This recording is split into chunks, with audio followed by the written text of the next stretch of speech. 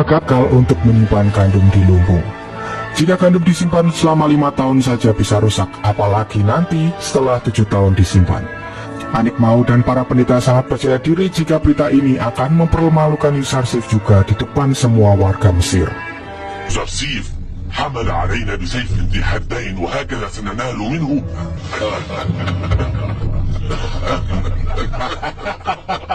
Sementara itu di lumbung gandum, para pendeta mulai mempertanyakan kenapa pemerintah Mesir menyimpan gandum dengan tangkainya.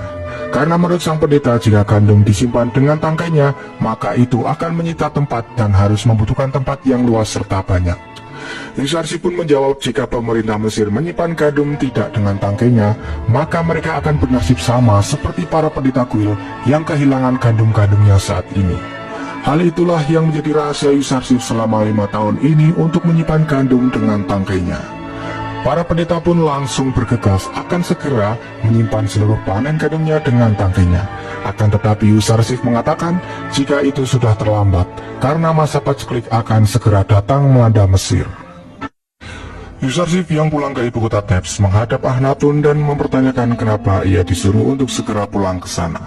Ternyata niat Akhenaton dan sang ratu untuk memulangkan Yusarsif adalah untuk menjodohkan Yusarsif dengan seorang wanita yang juga penyembah Allah bernama Asenat. Yusarsif pun tidak bisa untuk menolaknya karena Akhenaton mengatakan bahwa ini adalah perintah dari kerajaan dan harus dilaksanakan.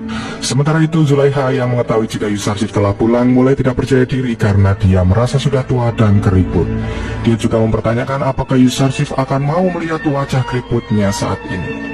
Kalimama terus menyuruh agar Zulaikha segera melupakan Yusarsif karena Zulaikha terus memikirkannya selama 15 tahun ini yang membuat hidupnya menjadi terlunta-lunta karenanya. Malam harinya Yusarsif bermimpi sangat aneh. Dia memimpikan seorang wanita di depan pintu rumahnya. Yusarsif pun mempertanyakan siapa wanita itu dan apa maunya. Keesokan harinya, Yusarsif akhirnya resmi menikah dengan wanita yang dijodohkan oleh Akhenaton dan sang ratu bernama Asenat.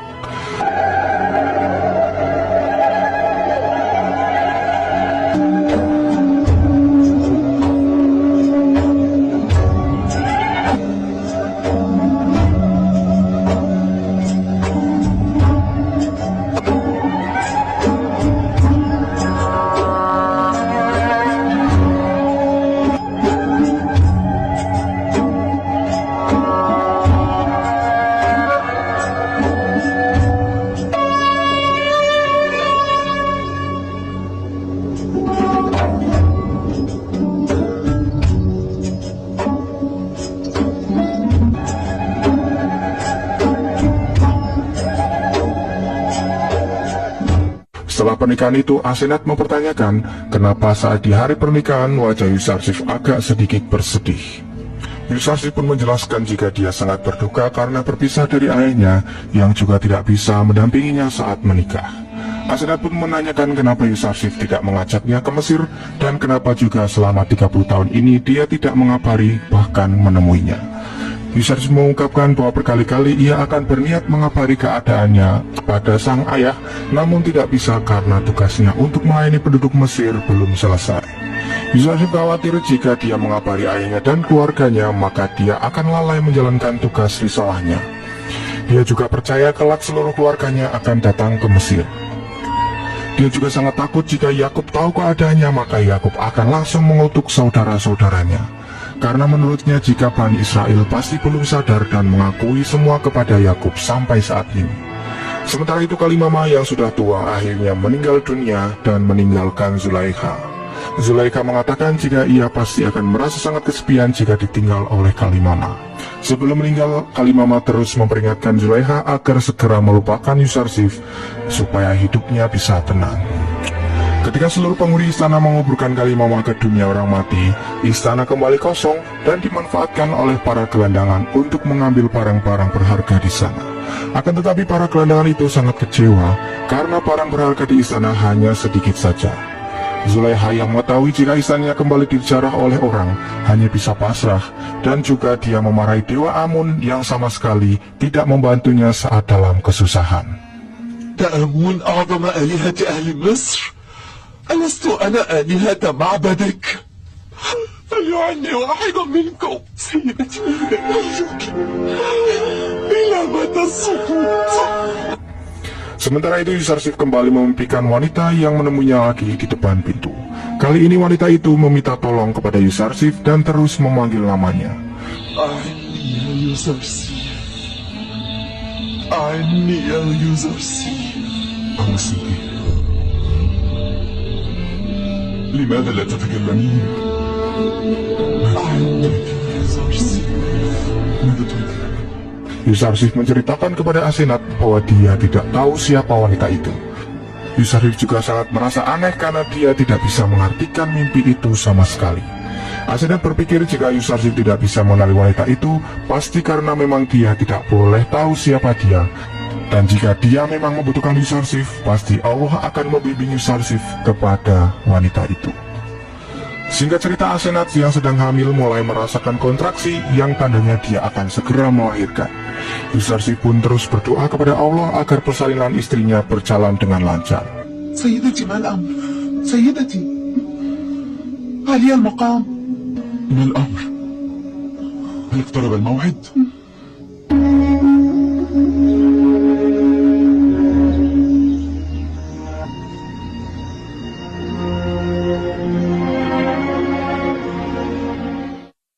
Dia juga sempat mengingat ketika ibunya Rahil melahirkan adiknya Benyamin dan nyawanya tidak tertolong saat itu. Akhirnya Allah pun mengabulkan doa dari Yusarsif bahwa keduanya dalam keadaan baik-baik saja.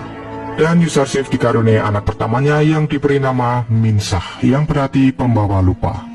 Sehingga cerita di malam hari, Yusarsif mendatangi istana Akhnatun dan menyuruh semua penjaga menyalakan obor dan Inarus harus menyiapkan makanan karena sebentar lagi Akhnatun akan merasa kelaparan dan meminta makan. Awalnya pelayan istana meragukan apa yang dikatakan oleh Yusarsif, akan tetapi Inarus mengatakan jangan meragukan perkataan Yusarsif, karena jika dia mengatakan Akhnatun akan merasa kelaparan, maka itu pasti akan terjadi. Dan benar saja, Akhnatun tiba-tiba bangun dari tidurnya, lalu merasakan lapar yang luar biasa. ما هذا الجوع المفاجئ؟ لم يسبق حصول ذلك. Yusarsif pun segera masuk ke dalam kamar Akhnatun sambil membawa makanan yang membuat Akhnatun merasa kaget. Dari mana Yusarsif tahu jika sekarang Akhnatun merasa sangat lapar? Yusarsif mengatakan jika malam ini adalah awal masa paceklik di Mesir dengan ditandai rasa lapar yang tiba-tiba menimpa Akhnatun. Akhnatun pun segera menyantap hidangan yang telah disiapkan dan Yusarsif menjelaskan bahwa ini adalah awal dari 7 tahun yang akan dilalui Mesir dalam masa paceklik. Dia meminta agar semua warga mulai besok harus berhemat dan para petani untuk menyetop penanaman gandum karena tidak akan ada hujan yang turun di Mesir.